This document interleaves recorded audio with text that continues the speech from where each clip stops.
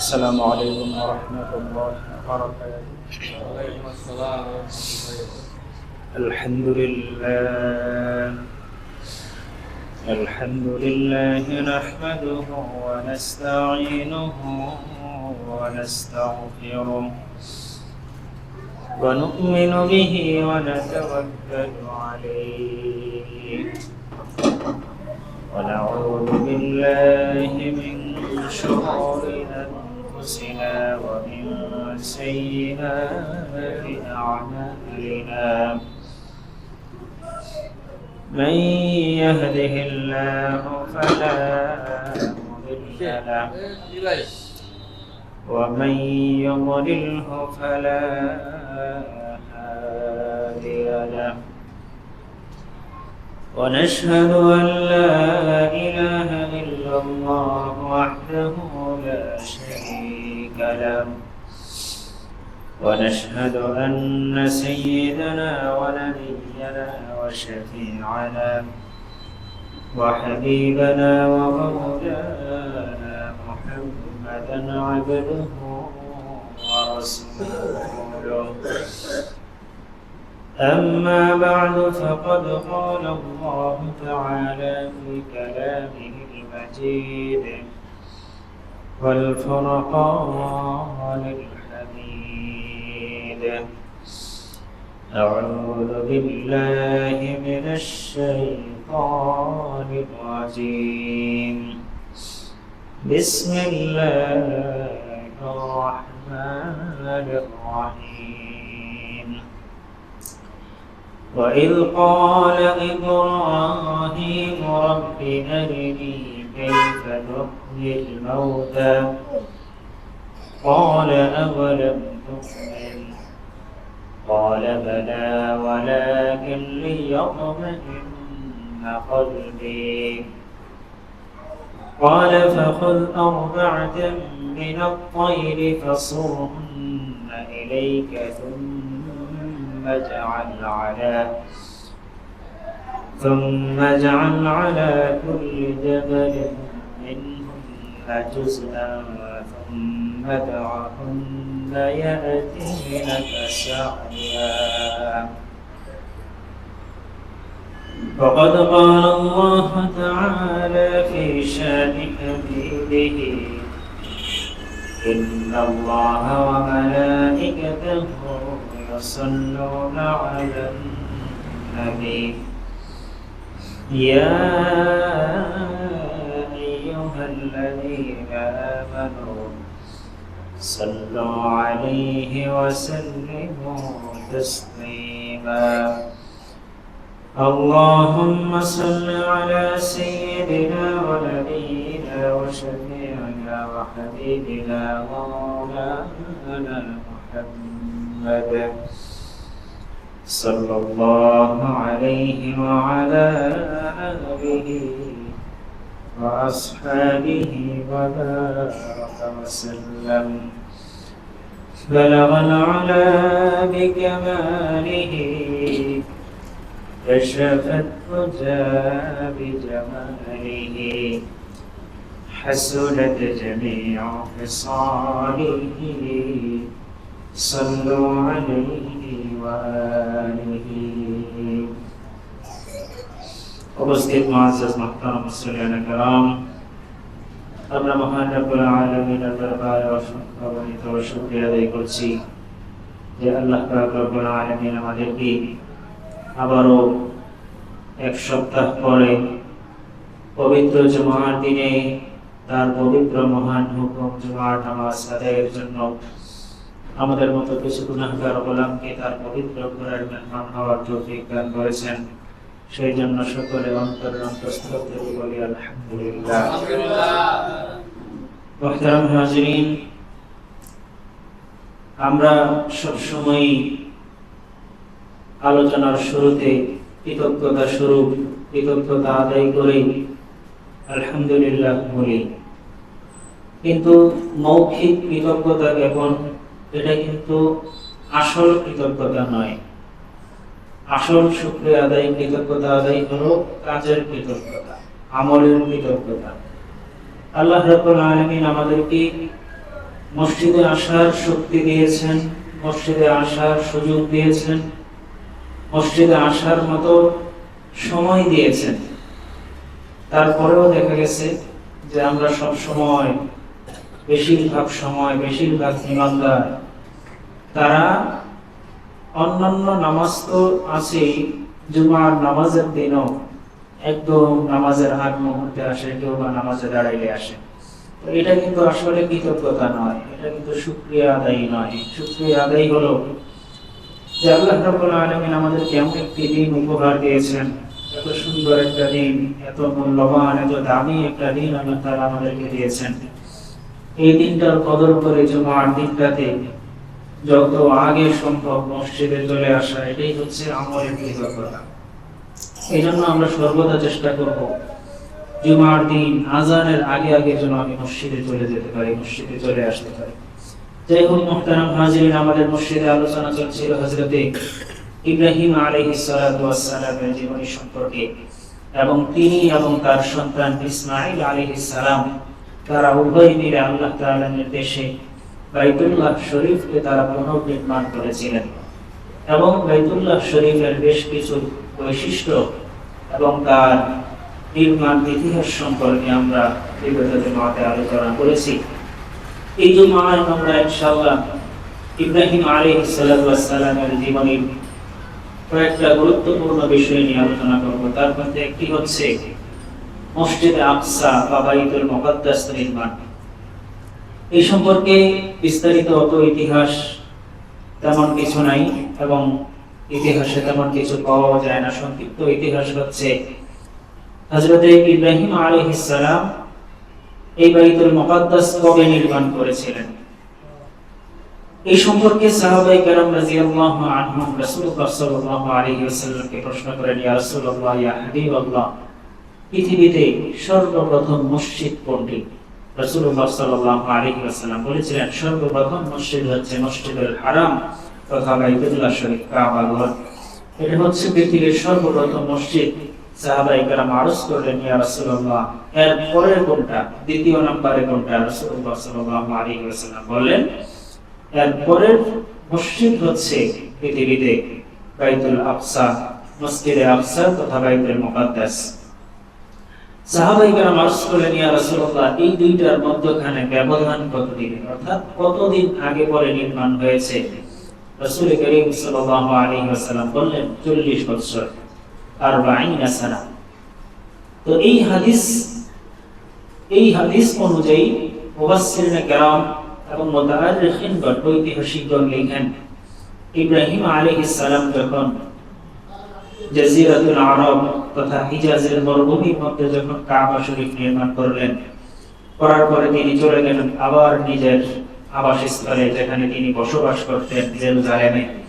সেখানে গিয়ে এই বাইতুল্লাহ তথা খানায়ে কাবা নির্মাণের 40 বছর পরে তিনি বাইতুল মুকাদ্দাস সেখানে নির্মাণ করেন। আল্লাহ রাব্বুল আলামিন তার নির্মিত উভয় মসজিদকে এমন ভাবে কবুল করেছেন যে সারা পৃথিবীর মধ্যে এই দুইটা মসজিদকে দামি করে দিয়েছেন। সুবহানাল্লাহ।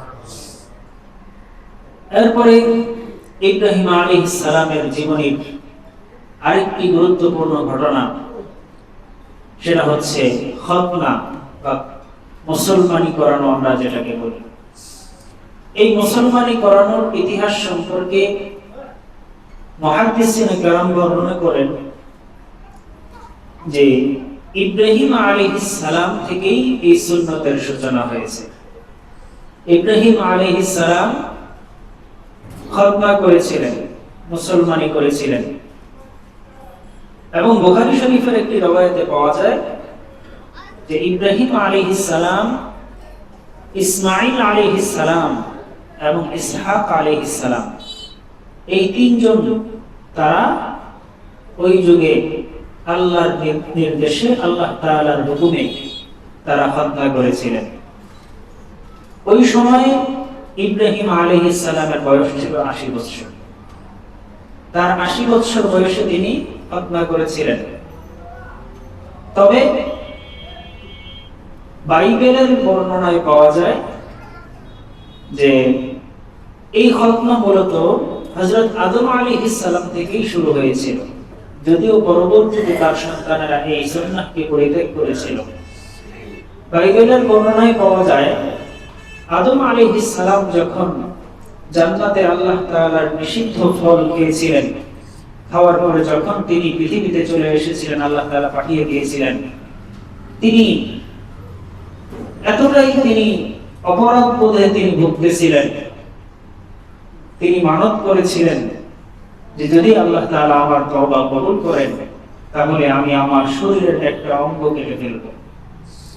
যখন তিনি এই মানত করলেন, এরপরে দীর্ঘদিন পরে আল্লাহ রাব্বুল আলামিন তওবা কবুল করলেন, তখন তিনি বুঝতে পারছিলেন না যে এই মানত তিনি কিভাবে পূর্ণ করবেন, মানত কিভাবে পূর্ণ করবেন, কোন অঙ্গ কাটবেন, আবার কোন অঙ্গ কেটে ফেললে আল্লাহ তাআলা নারাজ হন কিনা, এই বিষয়টা নিয়ে যখন তিনি দ্বিধাদ্বন্দ্বে ভুগছিলেন, ওই মুহূর্তে আল্লাহ রাব্বুল আলামিন জিবরাইল আলাইহিস সালামের মাধ্যমে, ওহীর মাধ্যমে তিনি জানিয়ে দিলেন, হে আদম, তুমি এই অংশটা তুমি কেটে ফেলো। আল্লাহ রাব্বুল আলামিনের আদেশে তখন তিনি এই ঘটনা করেন। তবে আল্লাহ রাব্বুল আলামিন এই আদেশ এমন ভাবেই দিয়েছেন যেটার মধ্যে সমগ্র মানব জাতির জন্য কল্যাণ রয়েছে, বলেন সুবহানাল্লাহ। এই ঘটনার মাধ্যমে মানুষ বহু জটিল কঠিন রোগ থেকে আল্লাহ তাআলা মুক্ত করেন। পরিষ্কার পরিচ্ছন্নতা ঘটনা না করলে লজ্জাস্থানের এই জায়গাটাতে প্রস্রাব আটকে থাকে, নাপাকি আটকে থাকে, ময়লা আবর্জনা আটকে, তারপরে এখানে ভাইরাস জমা হয়ে, ব্যাকটেরিয়া জমা হয়ে, তারপরে মানুষ বিভিন্ন রোগে আক্রান্ত হয়। এবং বিজ্ঞানের গবেষণাও বলছে এই ঘটনার দ্বারা বহু রোগ থেকে মানুষ মুক্তি পায়, যার কারণে অমুসলিমরাও এখন অনেক জায়গায়, বিশেষ করে যখন তারা রোগাক্রান্ত হয়, যখন রোগে পড়ে যায়, তখন তারা বাধ্য হয়ে কেউ কেউ ঘটনা করে, আবার কেউ কেউ রোগে পড়ার আগেই ঘটনা করে ফেলে। তো রাসূল করিম সাল্লাল্লাহু আলাইহি ওয়াসাল্লামের সুন্নাহ এটা সমগ্র মানব জাতির জন্য কল্যাণ, সমগ্র পৃথিবীবাসীর জন্য রহমত। আল্লাহ তাআলা বলেছেন, ওমা আরসালনাকা ইল্লা রাহমাতাল লিল আলামিন, হে নবী, আপনাকে আমি শুধু মুসলমানদের জন্য না, শুধু খ্রিস্টানের জন্য না, শুধু মানব দানব মানুষ এবং জিনের জন্য না, বরং সমগ্র পৃথিবীর জন্য, সমগ্র বিশ্বের জন্য আপনাকে আমি রহমত বানিয়ে পাঠিয়েছি। তার আদর্শ যে মানবে সেই উপকৃত হবে, তার সুন্নাহ যে পালন করবে সেই লাভবান হবে। তো ইব্রাহিম আলাইহিস সালাতু ওয়াস সালাম তিনি সর্বপ্রথম খতনা করেছিলেন আদম আলাইহিস সালামের পরে। বাইবেলের বর্ণনা অনুযায়ী, বুক অফ জেনেসিসের বর্ণনা অনুযায়ী, আদম আলাইহিস সালাম এই মানব পুরা করার জন্য সর্বপ্রথম খতনা করেছিলেন, কিন্তু পরবর্তীতে তার সন্তানেরা এই সুন্নাহ ধরে রাখেনি। পরবর্তীতে ইব্রাহিম আলাইহিস সালাম আবার শুরু করেছেন। শুরু করার পরে এরপরে পর্যায়ক্রমে এটা চলছিল, যার ফলে আমরা হাদিসে হিরাকলের মধ্যে আমরা দেখি, বাদশা হিরাকল যখন রাসূল করিম সাল্লাল্লাহু আলাইহি ওয়াসাল্লামের পত্রবাহককে যখন আল্লাহর নবী পাঠিয়েছিলেন, তখন বাদশা হিরাকল স্বপ্নে দেখেছিল যে খতনাকারীদের বাদশা তিনি এই রোম সাম্রাজ্য দখল করে নিয়েছেন। তার সভাসদদেরকে জিজ্ঞাসা করলেন যে বর্তমান বিশ্বে খতনা কারা করে, খতনা কারা করে? তার সভাসদরা বলল, মন্ত্রী এমপিরা বলল যে ইহুদিরা করে। তো এই হাদিস থেকে বোঝা যায়, লম্বা ইতিহাস সেদিকে যাব না, এই হাদিস থেকে বোঝা যায় যে ইহুদিরাও খতনা করত, ইহুদিরাও তারা খতনা করত। তবে এটা সুন্নাহ ছিল ইব্রাহিম আলাইহিস সালাম থেকে। তো ইব্রাহিম আলাইহিস সালাম থেকে যে সুন্নাতগুলো তিনি চালু করেছিলেন, আমাদের ধর্মে, ইসলাম ধর্মে বহু সুন্নাহ সেগুলো ইব্রাহিম আলাইহিস সালাম থেকে এসেছে। যেমন কুরবানির ইতিহাস আমরা জানি, সেটাও ইব্রাহিম আলাইহিস সালাম থেকে এসেছে। তো এই জন্য ইব্রাহিম আলাইহিস সালামের জীবনীটা আমাদের কাছে খুবই গুরুত্বপূর্ণ, যে এই ইতিহাসগুলো কোনটা কোথা থেকে এসেছে। যাই হোক, এটা ছিল খতনার ইতিহাস। ইমাম সালামি, ইমাম কুরতুবী রাহিমাহুল্লাহ ওনারা এই ইতিহাস বর্ণনা করেছেন। আরেকটা গুরুত্বপূর্ণ ইতিহাস, সেটা বলে আমরা ইনশাআল্লাহ ইব্রাহিম আলাইহিস সালামের জীবনের শেষের দিকে চলে যাব, ওনার ইন্তেকালের আলোচনায় চলে যাব। সেটা হচ্ছে, আমরা অনেক ওয়াজ মাহফিলে বয়ানের মধ্যে আমরা এই ঘটনা হয়তো শুনেছি। সেটা হচ্ছে যে ইব্রাহিম আলাইহিস সালামের কাছে আল্লাহ রাব্বুল আলামিন যখন ওহী নাযিল করলেন যে আমি মানুষকে মৃত্যু দিব, আনা উহয়ি ওয়া উমীত, আমি মানুষকে মৃত্যু দেই, আমি আবার জীবিত করব, আমি কিয়ামতের ময়দানে মানুষদেরকে আবার পুনরুত্থিত করে তাদের জীবনের প্রতিটা সেকেন্ডের হিসাব আমি নিব। এই ওহী যখন আল্লাহ রাব্বুল আলামিন ইব্রাহিম আলাইহিস সালামের উপর নাযিল করলেন, ইব্রাহিম আলাইহিস সালাম তিনি বললেন, রব্বি আরিনি কাইফা তুহয়িল মাউতা। মুফাসসিরিনে কেরাম বর্ণনা করেন, হযরত ইব্রাহিম আলাইহিস সালাতু ওয়াস সালামের উপর আল্লাহ রাব্বুল আলামিন যখন ওহী নাযিল করলেন, ইব্রাহিম আলাইহিস সালাতু ওয়াস সালাম আল্লাহ রাব্বুল আলামিনের কাছে তিনি অনুরোধ করলেন, রিকোয়েস্ট করলেন, ইয়া রাব্বাল আলামিন, আপনি কিভাবে মৃতকে জীবিত করবেন ওইটা আমাকে একটু দেখান। ইব্রাহিম আলাইহিস সালামের এই ঘটনা আল্লাহ রাব্বুল আলামিন কোরআনুল কারীমের মধ্যে সুন্দর করে তুলে ধরেছেন। ওয়া ইয ক্বালা ইব্রাহিম রাব্বি আরিনি কাইফা তুহয়িল মাউতা, যখন ইব্রাহিম আলাইহিস সালাম বললেন, ও আমার রব, ও আমার মালিক, আপনি আমাকে দেখান, আমাকে আপনি একটু প্রদর্শন করেন যে আপনি কিভাবে মৃত থেকে জীবিত করেন, কিভাবে আপনি একটি মরে যাওয়া জিনিসকে জীবিত করেন। আল্লাহ রাব্বুল আলামিন উত্তর বললেন, ক্বালা আওয়ালাম তুমিন, ও আমার বন্ধু ইব্রাহিম, আমি তোমার কাছে ওহী নাযিল করেছি, আমি মৃতকে জীবিত করতে পারি। এই ওহী নাযিলের পর তোমার কাছে কি আমার এই ওহী বিশ্বাস হয় না, আমার কথা বিশ্বাস হয় না? ও আমার বন্ধু, তুমি কি বিশ্বাস করো না আমি যে জীবিতকে মৃত্যু দিতে পারি, আবার মৃতকে জীবিত করতে পারি? ইব্রাহিম আলাইহিস সালাম বললেন, ইয়া রাব্বাল আলামিন, বালা। ক্বালা বালা ওয়ালাকিন লিয়াতমাইন্না কলবি। ইব্রাহিম বললেন, ও আমার মালিক, আপনি আমার উপর যে আদেশ নাযিল করেন, যে ওহী আপনি আমার উপর অবতীর্ণ করেন, ওহীর প্রতিটা শব্দ, প্রতিটা অক্ষর অক্ষর আমি শতভাগ বিশ্বাস করি, শতভাগ বিশ্বাস করি, শতভাগ মেনে চলি। এক অক্ষর এদিক সেদিক আমি করি না, এক অক্ষর একটা শব্দ আমি অবিশ্বাস করি না। ওয়ালাকিন লিয়াতমাইন্না কলবি, কিন্তু কেন আমি আপনার কাছে অনুরোধ করেছি যে আমাকে আপনি দেখান। লিয়াতমাইন্না কলবি, আমি তো জানি আপনি সবকিছু পারেন, তারপরেও আমার মনে চায় আমি আমার মালিকের উপর থেকে মনকে প্রশান্ত করি। বলেন সুবহানাল্লাহ। আমি সব বিশ্বাস করি, 100 বিশ্বাস করি, কিন্তু আমি আমার মনে চায় আমার মালিকের একটা কুদরত আমি সচক্ষে দেখি, যাতে আমার অন্তরটা প্রশান্ত হয়। সারা জীবন তিনি কষ্ট করেছেন, একটার পর একটা পরীক্ষা দিয়েছেন, নিজের সন্তানকে কুরবানি করেছেন, স্ত্রী সন্তানকে মরুভূমিতে রেখে এসেছেন, সারাটা জীবন তিনি পরীক্ষার সম্মুখীন হয়েছেন। মূর্তি পূজারীদের মূর্তি ভেঙে তিনি সেখানে পরীক্ষার সম্মুখীন হয়েছেন, আগুনের মধ্যে পতিত হয়েছেন। সারাটা জীবন তার এই পরীক্ষাতে কষ্টে গেছে।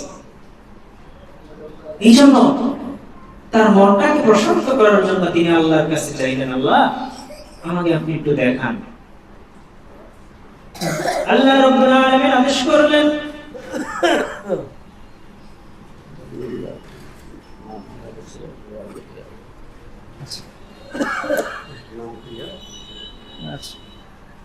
আল্লাহ রাব্বুল আলামিন বললেন, ও আমার বন্ধু, ফাখুয আরবা'তাম মিনাত তায়রি ফাসরহুন্না ইলাইকা সুম্মা জা'আল আলা কুল্লি জাবালিন মিনহুন্না জাসা সুম্মা দু'উহুন্না يأتينك سعيا আল্লাহ রাব্বুল আলামিন বলেন ও আমার বন্ধু ঠিক আছে আপনি যখন আমার কাছে চাইছেন আমি আপনার চাওয়া পূর্ণ রাখব না আপনি এক কাজ করেন চারটা পাখি আপনি ধরেন ফাখুল আরবাআতাম মিনাত তাইরি আপনি চারটা পাখি ধরেন ফাসুরহুন্না ইলাইকা সুম্মা জাআল আলা কুল্লি জাবালিন মিনহুন্না জিসলাম আপনি চারটা পাখি জবাই করেন জবাইয়ের পরে সেগুলোকে টুকরা টুকরা করেন গোশত হাড্ডি সব কিছু আপনি টুকরা টুকরা করে ফেলেন টুকরা টুকরা করার পরে ওই সবগুলোকে আপনি মিশ্রণ করে ফেলেন সবগুলোকে আপনি একত্র করে ফেলেন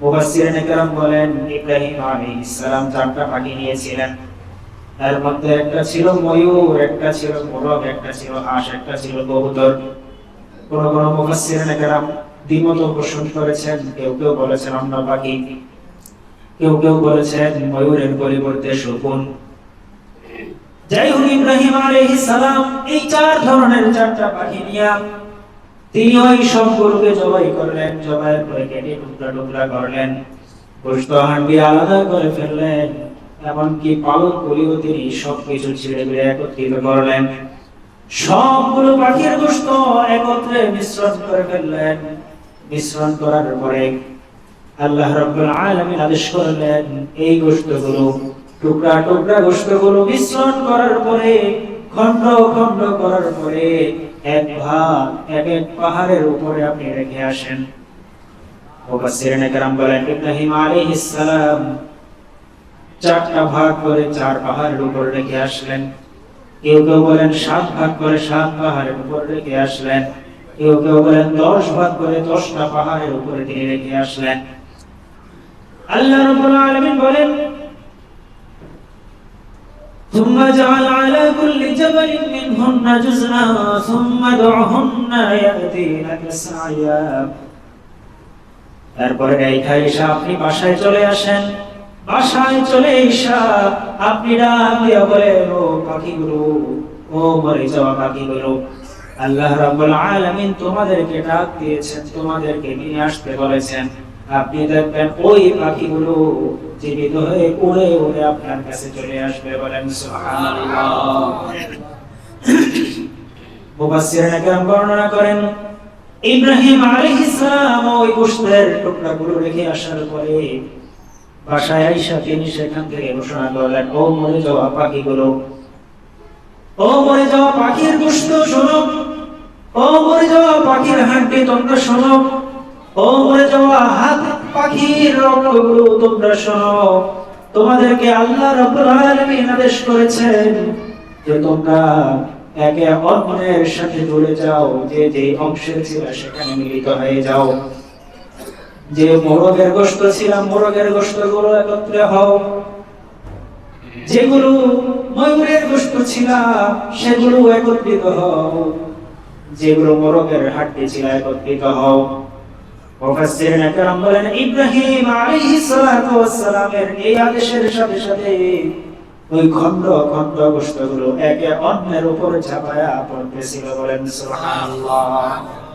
হাড্ডিগুলো এক হাড্ডি আরেক হাড্ডির উপর ঝাঁপায়া পড়ছে রক্তগুলো দূর দূরান্ত থেকে গিয়ে একত্রে ঝাঁপিয়ে পড়ছে তারপরে আল্লাহ রাব্বুল আলামিনের হুকুমে সবগুলো পাখি উড়ে উড়ে ইব্রাহিমের কাছে চলে আসলো বলেন সুবহানাল্লাহ সবগুলো একত্রিত হয়ে আল্লাহ রাব্বুল আলামিন আদেশ করলেন কোন হয়ে যাও জীবিত হয়ে যাও আবার আগের মতো সুন্দর জীবিত সুস্থ সবল হয়ে উড়ে উড়ে ইব্রাহিমের পায়ের কাছে চলে আসে আল্লাহ দেখাই দিলেন যে আমি মৃতকে জীবিত করতে পারি মৃতকে তিনি জীবিত করেন অন্য আরেক নবীর ঘটনা আছে কোরআনের মধ্যে যে তিনিও বলছিলেন হে মালিক আমাকে আপনি দেখান কিভাবে আপনি মৃতকে জীবিত করেন আল্লাহ রাব্বুল আলামিন তাকে বললেন ঠিক আছে আমি দেখাবো তিনি ঘুমাইছেন ঘুমের ঘরে আল্লাহ রাব্বুল আলামিন তাকে মৃত্যু দিয়ে দিয়েছেন তিনি জেগে উঠছেন 100 বছর পরে বলেন সুবহানাল্লাহ 100 বছর পরে জেগে উঠছেন উঠে দেখেন তার পাশের গাধাটা যে রাখছিলেন যে গাধায় করে তিনি সফর করছিলেন গাছের নিচে গাধাটাকে বেঁধে তিনি ঘুমাইছিলেন গাধাটা মরে পচে গলে হাড্ডিগুলো মাটির সাথে মিশে গেছে শুধু হাড্ডির চিহ্ন দেখা যায় যে এখানে আমার গাধাটা ছিল। এরপরে আল্লাহ রাব্বুল আলামিন আবার তার সামনে আদেশ করলেন, গাধাটা আবার আগের মতো হাড্ডিগুলো একত্রিত হয়ে জীবিত হয়ে আবার রাস্তায় চলতে লাগলো। বলেন সুবহানাল্লাহ। আল্লাহ দেখাই দিয়েছে। এই জন্য আল্লাহ রাব্বুল আলামিন বলেন, শোনো, তোমরা এই ব্যাপার নিয়ে সন্দেহ করবা যে যখন আমরা মারা যাব, মাটির সাথে মিশে যাব, গোশতগুলো মাটির সাথে মিলে যাবে, হাড্ডিগুলো আর চিহ্ন থাকবে না, তখন কি আল্লাহ আমাদেরকে উঠাইতে পারবেন? এই জন্য আমি তোমাদেরকে নিদর্শন দিয়ে দিয়েছি, ডেমনস্ট্রেশন আমি দেখিয়ে দিয়েছি। কোন কিছু যখন কোন কোম্পানি তৈরি করে, কোন কোম্পানি যখন নতুন কোন প্রোডাক্ট বাজারে আনে, সেটার একটা লঞ্চিং ইভেন্ট করে। লঞ্চিং ইভেন্ট করে মানে লঞ্চিং মানে এটার মরকজাত বা মরক উন্মোচন অনুষ্ঠান, যেটাকে বাংলাতে বলে। লেখক একটা বই লিখলে সেটার মরক উন্মোচন অনুষ্ঠান করে। কোম্পানি একটা প্রোডাক্ট আনলে সেটার লঞ্চিং ইভেন্ট করে। ওইটার মধ্যে সে তার প্রোডাক্টের ডেমনস্ট্রেশন করে, সেটাকে সে দেখায় দুনিয়ার মানুষকে যে দেখো আমরা এই প্রোডাক্ট এনেছি, এটার মধ্যে এই এই ফিচার আছে, এটা দিয়ে তুমি এই করতে পারবা। আল্লাহ রাব্বুল আলামিন পৃথিবীর মধ্যে পরকালের সব জিনিসের ডেমনস্ট্রেশন দিয়ে দিয়েছেন। বলেন সুবহানাল্লাহ। সবকিছুর তিনি নিদর্শন দিয়ে দিয়েছেন। জান্নাতে গেলে জান্নাতীদেরকে কি খাবার দিবেন সেটারও তিনি উদাহরণ, সেটারও তিনি দৃষ্টান্ত পৃথিবীতে দিয়ে দিয়েছেন। জান্নাতে গেলে আমি তোমাদেরকে দুধ খাওয়াবো, দুধের একটা স্যাম্পল আল্লাহ পৃথিবীতে দিয়ে দিয়েছেন। বলেন সুবহানাল্লাহ। যদিও স্বাদের ক্ষেত্রে আকাশ পাতাল ডিফারেন্স হবে, কিন্তু স্যাম্পল দিয়ে দিয়েছেন। পাশাপাশি মানুষ পরকালে যে যেন ভয় না পেয়ে যায়। একটা কথা আছে, মানুষ তাকে কিনে যাকে চিনে, যাকে চিনে তাকে কিনে, একটা কথা আছে। সুস্বাদু খাবার যতই হোক, যদি সে না চিনে, এটা ভয়ে মগে দিতে চায় না। না জানি আবার কোন বিষাক্ত জঙ্গলে, আফ্রিকার জঙ্গলে গেছে, অত্যন্ত সুন্দর একটা ফল, কিন্তু ওইটা হুট করে কেউ মুখে দেয় না। কেন দেয় না? হইতে পারে এটা বিষাক্ত। মাকাল ফল একটা ফল আছে, মাকাল ফল বলে। এটা দেখতে খুব সুন্দর, কিন্তু ভিতরে তিতা। আবার অনেক ফল এরকম আছে, দেখতে খুব সুন্দর, কিন্তু ভিতরে বিষ, খাইলে মানুষ মারা যায়। এই জন্য আল্লাহ রাব্বুল আলামিন মানুষদেরকে আল্লাহ তাআলা জান্নাতের মধ্যে যে সমস্ত খাবার দিবেন, তিনি তার স্যাম্পল পৃথিবীতে দিয়ে দিচ্ছেন। কুল্লামা রুজিকু মিনহা মিন থামারাতির রিজকা ক্বালু হাযা আল্লাযী রুজিকনা মিন ক্বাবল। বলেন সুবহানাল্লাহ। জান্নাতীদেরকে আল্লাহ যখন রিজিক দিবেন, খাবার দিবেন, জান্নাতীরা বলবে হাযা আল্লাযী রুজিকনা মিন ক্বাবল, এই খাবার তো আমাদেরকে আগেও দেওয়া হয়েছিল। বলেন সুবহানাল্লাহ। অর্থাৎ পৃথিবীতেও তো আমরা এই ধরনের খাবার খেয়েছিলাম, কিন্তু মুখে দেওয়ার পরে সে বুঝবে যে পৃথিবীর স্বাদ আর জান্নাতের স্বাদ কোনদিন এক না, হাজার হাজার গুণ, লক্ষ লক্ষ গুণ বেশি স্বাদ। যাই হোক মুহতারাম হাজরিন, আল্লাহ রাব্বুল আলামিন প্রত্যেকটা জিনিসের নিদর্শন দিয়ে দিয়েছেন, যে তোমরা প্রশ্ন করতে পারো যে আল্লাহ মৃতকে কিভাবে জীবিত করবেন। দেখো আমি ইব্রাহিমের জীবনীতে ঘটাই দিচ্ছি। শুধু তাই নয়, আল্লাহ রাব্বুল আলামিন বলেন ইব্রাহিম চলে গেছে 1000 বছর পূর্বে, 4000 বছর, 4-5 হাজার বছর হয়ে গেছে, এখন তো ওইটা ভিডিও করা সম্ভব না। তাইলে আমাদের জন্য কি নিদর্শন রেখেছেন? আল্লাহ বলেন ওয়ানজালনা মিনাস সামাই মা'আন ফাআহইনা বিহিল আরদ। তুমি কি দেখো না যে একটা জমিনের মধ্যে ঘাসগুলো শুকিয়ে, রোদে শুকিয়ে মরে পচে গলে যায়, এরপরে আমি আকাশ থেকে পানি নাজিল করি, এরপরে আমি আবার সেগুলোকে জীবিত করে তুলি। বলেন সুবহানাল্লাহ। একটা ঘাস মরে গেছে, একটা গাছ মরে গেছে, আমি আকাশ থেকে পানি নাজিল করলাম, ফাআহইনা বিহিল আরদ, আমি ওই পানির মাধ্যমে আবার ওই জমিনকে জীবিত করে দিলাম। তোমরা কি দেখো না নিদর্শন আমি প্রতিটা পরতে পরতে রেখে দিয়েছি, প্রতিটা ক্ষেত্রে তোমাদের জন্য নিদর্শন রেখে দিয়েছি। অতএব আমার অস্তিত্ব, পরকালের অস্তিত্ব, পুনরুত্থানের অস্তিত্ব সম্পর্কে ন্যূনতম কোন সন্দেহের জায়গা আর রাখি না। যে সন্দেহ করবে সে একমাত্র পাগল। যে ব্যাপারে সংশয় করবে যে আল্লাহ কিভাবে জীবিত করবেন, তার মধ্যে সমস্যা, তার মাথায় সমস্যা। নয়তো এত এত নিদর্শন, এত এত উদাহরণ আমি রেখে দিয়েছি, তারপরেও এই কথা বলার আর কোনো সুযোগ নেই। যাই হোক মুহতারাম হাজরিন, ইব্রাহিম আলাইহিস সালামকে আল্লাহ তাআলা এইভাবে দেখাই দিলেন। এরপরে ইব্রাহিম আলাইহিস সালামের ইন্তেকাল সম্পর্কে মুফাসসিরিনে কেরাম বলেন, কেউ কেউ বলেন তিনি হায়াত পেয়েছিলেন 175 বছর, কেউ বলেন 195 বছর, কেউ বলেন 200 বছর। তিনটা riwayat পাওয়া যায় ইব্রাহিম আলাইহিস সালাম যে 175, 95 অথবা 200 বছর বয়সে তিনি ইন্তেকাল করেছিলেন। এবং তার ইন্তেকাল সম্পর্কে, মালাকুল মউতের আগমন সম্পর্কে বিভিন্ন রকমের riwayat পাওয়া যায়। তার মধ্যে ইমাম কুরতুবী রাহিমাহুল্লাহ একটা riwayat বর্ণনা করেছেন। তিনি বলেন যে ইব্রাহিম আলাইহিস সালাম আল্লাহর কাছে দোয়া করেছিলেন, আল্লাহ আমার কাছে যখন মৃত্যু আসবে তখন মৃত্যুর উদাহরণ আমার সামনে তুমি দেখাই দিও। অর্থাৎ মৃত্যু না হলে কি সমস্যা হবে বা কেন মানুষের মৃত্যু দরকার, এটা আমার কাছে তুমি পরিষ্কার করে দিও। আল্লাহ রাব্বুল আলামিন দোয়া কবুল করলেন।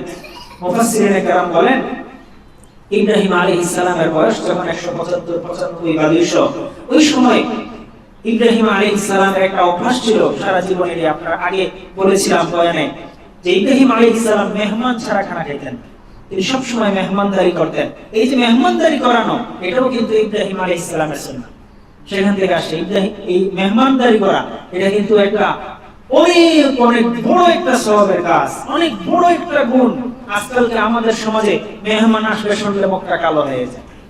মেহমান আসলে খাইয়া আসছেন না যাইয়া খাবেন, এই ধরনের কথাও বলে।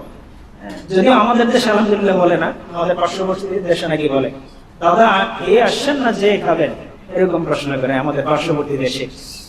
তো এখন আমাদের দেশে যদিও আলহামদুলিল্লাহ মেহমান আসলে এইভাবে সরাসরি এরকম কটু কথা বলে না, কিন্তু অনেক মানুষ মনক্ষুণ্ণ হয়, ওই আসছে এখন কত টাকা খরচ হবে মেহমানদারি, নরমাল তো এখন খাওয়ানো যাবে না, মুরগি আনতে হবে, গোশত আনতে হবে, কত কিছু, কত ঝামেলা। অথচ মেহমানদারি কত বড় একটা গুণের কাজ, কত বড় একটা নেকের কাজ। ছোট্ট একটা হাদিসের অংশ বলি, হাদিস বিশাল বড়। হাদিসের মধ্যে একটা হাদিস আছে রাসূলুল্লাহ সাল্লাল্লাহু আলাইহি ওয়াসাল্লামের জীবন সম্পর্কে, কিতাবুল ঈমানের শুরু দিকে এই হাদিসটা আছে, বুখারী শরীফের 3 নাম্বার হাদিস। এই হাদিস বিশাল বড়। কাইফা ইয়াতিকাল ওয়াহী, আল্লাহ নবী সাল্লাল্লাহু আলাইহি ওয়াসাল্লামের উপরে কিভাবে ওহী নাযিল হয় সম্পর্কে এই হাদিসটা। হাদিসের মধ্যে যখন প্রথমবার আল্লাহ নবীর উপরে ওহী নাযিল হয়, তিনি কাঁপতে কাঁপতে ভয়ে, তিনি কাঁপতে কাঁপতে ঘামতে ঘামতে, শীতের মধ্যে তিনি ঘামতে ঘামতে বাসায় আসছেন। আয়েশা বলতেছেন জাম্বিলুনি জাম্বিলুনি, আমাকে ঢাকা দাও ঢাকা দাও। মানে প্রচন্ড গরমের মধ্যে তার শীত লাগতেছে, ভয়ে ঢাকা দিয়েছেন। খাদিজা রাদিয়াল্লাহু আনহা জিজ্ঞেস করলেন, ইয়া রাসূলুল্লাহ, ইয়া রাসূলুল্লাহ তখন বলেন নাই, কারণ তখন তো তিনি জানেন না। তখন বলছেন যে কি হয়েছে স্বামী আপনার? তখন আল্লাহ নবী সাল্লাল্লাহু আলাইহি ওয়াসাল্লাম ঘটনা বর্ণনা করলেন যে আমি হেরা গুহার মধ্যে এরকম এরকম অবস্থা হয়েছে, একজন লোক আসছে, এসে এই ঘটনা ঘটছে। তখন খাদিজা রাদিয়াল্লাহু আনহা ওনাকে যে কথাটা বলে সান্ত্বনা দিয়েছিলেন, সমগ্র মানব জাতির জন্য এই কথাটা শিক্ষা, যে লা ইউখজিকাল্লাহু আবাদান, যে আপনাকে আল্লাহ তাআলা কখনোই আপনাকে লাঞ্ছিত করবেন না। কেন লাঞ্ছিত করবেন না? এর কারণ স্বরূপ খাদিজা রাদিয়াল্লাহু আনহা আল্লাহর নবীর কয়েকটা বৈশিষ্ট্যের কথা বলেন, কয়েকটা গুণের কথা বলেন। এর মধ্যে একটা হচ্ছে যে ইন্নাকা লাতাসিলুর রাহমা, যে আপনি আত্মীয়তার সম্পর্ক রক্ষা করেন। ভালো করে বুঝেন, আত্মীয়তার সম্পর্ক রক্ষা করা কত বড় নেকের কাজ। যে আল্লাহর নবীর এই গুণগুলো ছিল, এইজন্য খাদিজা রাদিয়াল্লাহু আনহা কনফিডেন্সের সাথে বলতেছিলেন, আত্মবিশ্বাসের সাথে বলতেছিলেন যে লা ইউখজিকাল্লাহু আবাদা, যে আল্লাহ কখনোই আপনাকে লাঞ্ছিত করবেন না। কেন করবেন না? কারণ আপনি আত্মীয়তার সম্পর্ক রক্ষা করেন। এরপরে দ্বিতীয় নম্বরে যে বৈশিষ্ট্যটার কথা বলেন, ইন্নাকা লাতাকরাউয যায়ফা, যে আপনি মেহমানদারি করেন। বলেন সুবহানাল্লাহ, আপনি মেহমানদারি করেন। তারপরে ওয়াতাকসিবুল কাল্লা, আপনি মানুষের বোঝা উঠায় দেন, মানুষের উপকার করেন। ওয়া তুঈনু আলা নাওয়াইবিল হাক্কি, এবং আপনি ভালো কাজে মানুষকে সাহায্য করেন। ওয়াতাকসিবুল মা'দুমা, এবং আপনি নিঃস্বকে উপার্জন করে দেন, নিঃস্বকে যে ব্যক্তি গরিব তাকে দান করেন। এই 4-5টা গুণের কথা হাদিসে রাদিয়াল্লাহু আনহা উল্লেখ করলেন কারণ স্বরূপ, যে এই গুণগুলো যেহেতু আপনার মধ্যে আছে, তাহলে আল্লাহ আপনাকে কখনোই লাঞ্ছিত করবেন না। এটা শুধু রাসূলুল্লাহর জন্য না, সমগ্র মানব জাতির জন্য এটা একটা শিক্ষা, যে যেই মানুষের মধ্যে এই বৈশিষ্ট্যগুলো থাকবে, মেহমানদারি করা, তারপরে আত্মীয়তা সম্পর্ক রক্ষা করা, মানুষকে দান করা, নিঃস্বকে উপার্জন করে দেওয়া, তারপরে ভালো কাজে মানুষকে সাহায্য করা, এই কাজগুলো যে ব্যক্তি করবে আল্লাহ তাআলা তাকে কোনোদিনও লাঞ্ছিত করবেন না। বলেন সুবহানাল্লাহ। এই জন্য এই বৈশিষ্ট্যগুলো আমরা অর্জন করবো, রাজি আছি ইনশাআল্লাহ। তো ইব্রাহিম আলাইহিস সালামের সুন্নাহ ছিল মেহমানদারি করা। তিনি যখন তার মৃত্যুর সময় পৌঁছলেন, ওই যে আল্লাহর কাছে দোয়া করছিলেন, তিনি খাবারের জন্য বসে আছেন, মেহমান পাচ্ছেন না, দেখলেন একজন বৃদ্ধ ব্যক্তি গাধা দিয়ে তিনি যাচ্ছেন, কষ্ট হচ্ছে যাইতে। তিনি ওই বৃদ্ধকে ঢাকায় আনাইলেন, আনানোর পরে তাকে খাওয়াইতে বসাইলেন। বসানোর পরে সংক্ষিপ্ত করছি, সময় কম, খাওয়াইতে বসানোর পরে ওই বৃদ্ধ বার্ধক্যের কারণে তিনি যখন খাবারের লোকমা নিয়ে মুখে দিবেন, মুখে দেওয়ার বদলে তিনি কানে দিয়ে দিয়েছেন। আবার আরেক লোকমা নিলেন, দেওয়ার পরে মুখে দেওয়ার বদলে তিনি চোখের মধ্যে দিয়ে দিলেন। 3 নম্বর লোকমা নিয়ে তারপরে অনেক কষ্টে মুখের মধ্যে ঢুকাইলেন। ইব্রাহিম আলাইহিস সালাম তাকে দেখে বুঝলেন যে বার্ধক্যের কারণে তার এই কষ্টগুলো হচ্ছে। তিনি জিজ্ঞাসা করলেন, মুরব্বি, আপনার বয়স কত? তখন ওই মুরব্বি উত্তর দিলেন যে আমার বয়স 177 বছর, অথবা 97 বছর, অথবা 203 বছর, মানে 2 বছর ডিফারেন্স। ইব্রাহিম আলাইহিস সালামের বয়সের চেয়ে 2 বছর বেশি বয়স। তিনি বললেন, ইব্রাহিম আলাইহিস সালাম তখন বললেন যে হায়, আমার যদি তাইলে এই 2 বছর আরো আমি বেঁচে থাকি, আমার অবস্থা তো এরকম হয়ে যাবে, এরকম হয়ে যাবে। তখন তিনি আল্লাহর কাছে দোয়া করলেন, আল্লাহ, আমাকে আপনি এরকম আরজালে ওমর থেকে আমাকে আপনি হেফাজত করুন, আপনি আমাকে উঠিয়ে নিয়ে যান। তখন ওই বৃদ্ধ তিনি দাঁড়ালেন, দাঁড়িয়ে তিনি বললেন, আমি মালাকুল মউত আজরাইল। এরপরে তিনি সেখানেই ইব্রাহিম আলাইহিস সালামের জান কবজ করলেন। তো এইভাবে ইব্রাহিম আলাইহিস সালাম তিনি ইন্তেকাল করলেন। তো এখানে আমাদের জন্য একটা শিক্ষা, যে আমরা সব সময় বেশি হায়াতের দোয়া করি। আসলে বেশি হায়াতের দোয়া না, বরং নেক হায়াতের দোয়া আমরা করি, যে যেই হায়াত পর্যন্ত আল্লাহ আমি আমার জন্য কল্যাণকর, যতটুকু হায়াত আমার জন্য কল্যাণকর, ততটুকু হায়াত তুমি আমাকে দান করো। বেশি বছর, বেশি হায়াত।